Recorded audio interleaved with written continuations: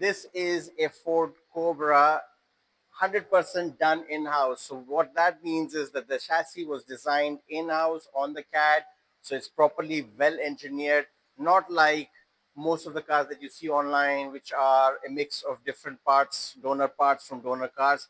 This has everything brand new, properly engineered for it.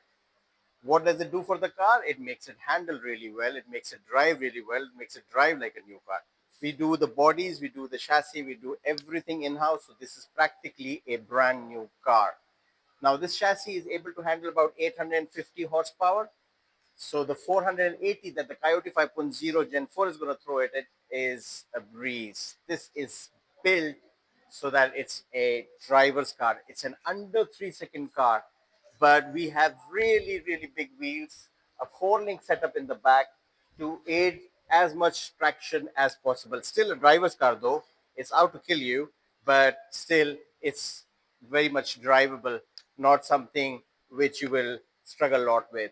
We don't have power steering on the car. It's a manual rack, and that's done on the purpose so that we can aid handling more, and a independent front suspension on the front as well. Coilovers on all four corners.